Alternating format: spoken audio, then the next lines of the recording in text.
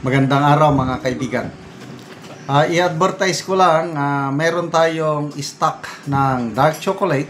So as usual, dito kayo mag-contact 0916-9000-997. Limited lang po ang stock, kaya first come, first serve basis pag-order.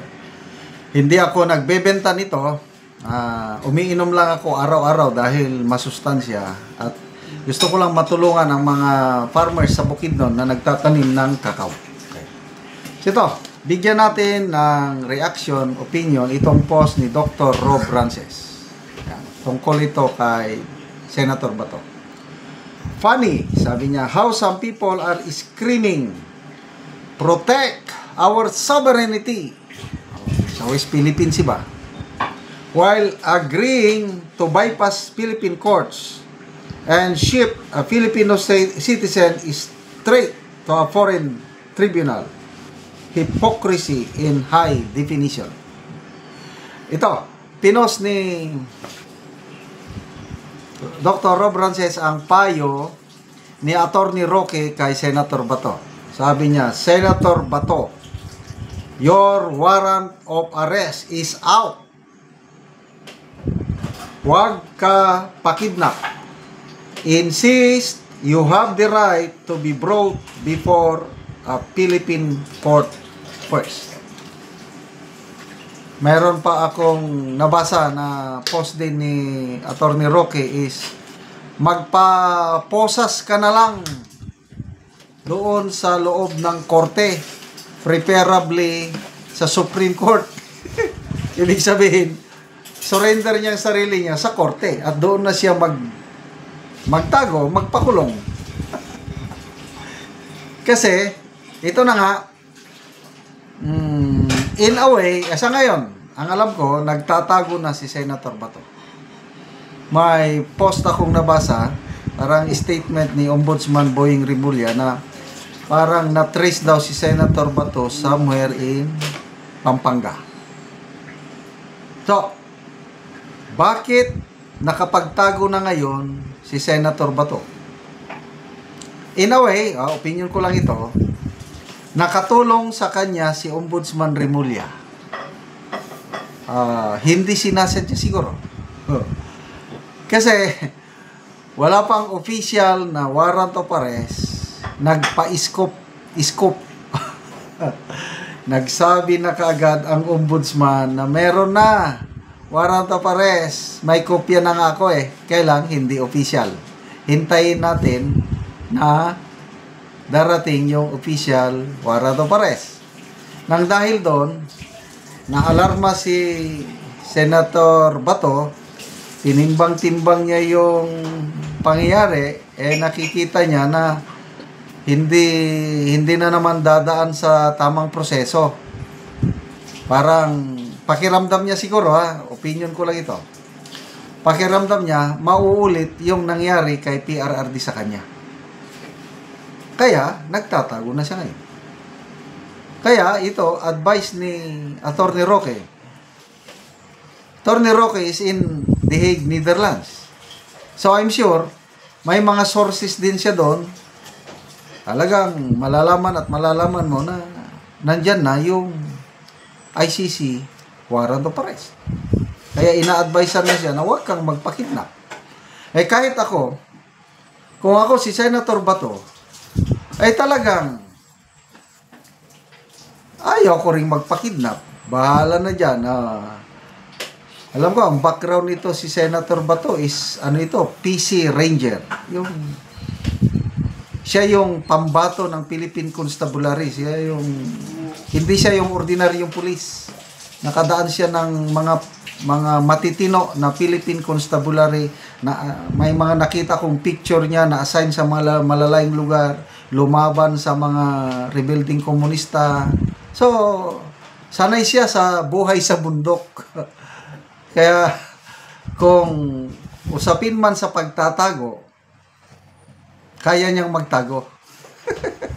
So, ano ba itong nangyari sa atin?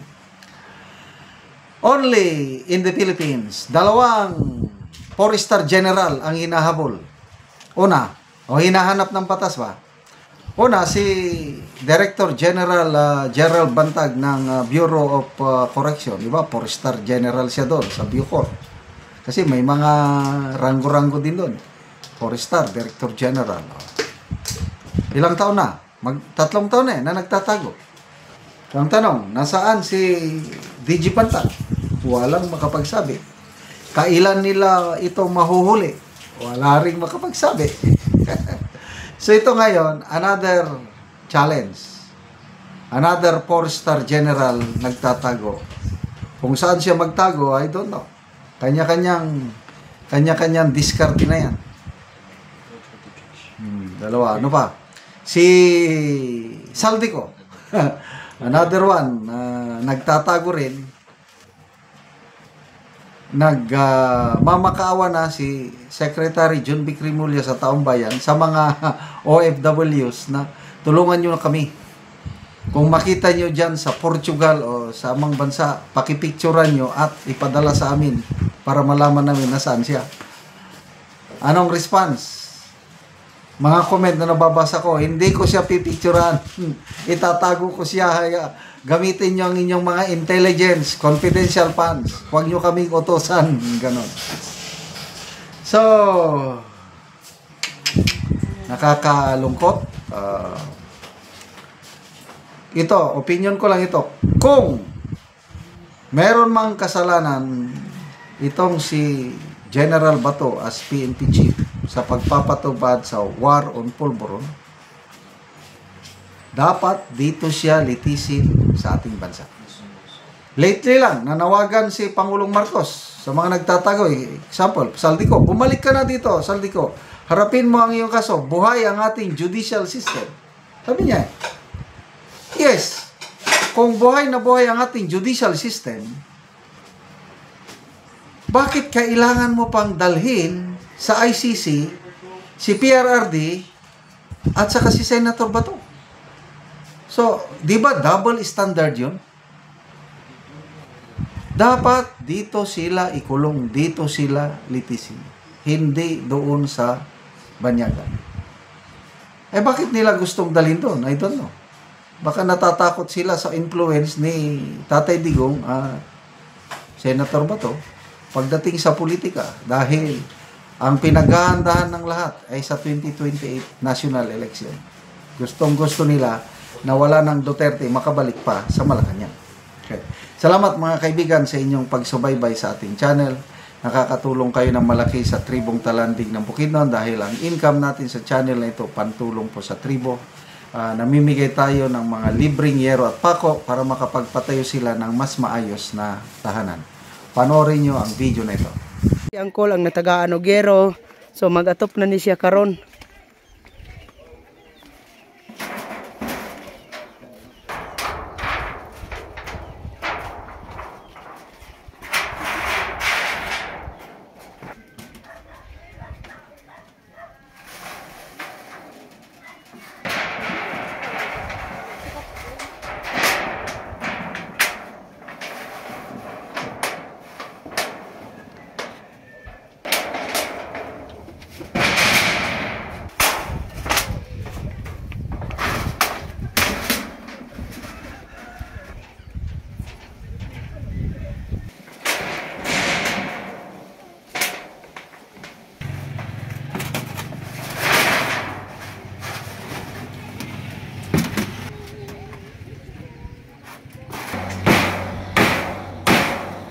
O karon managid si Angkol sa pag-atop sa iyang bagong balay.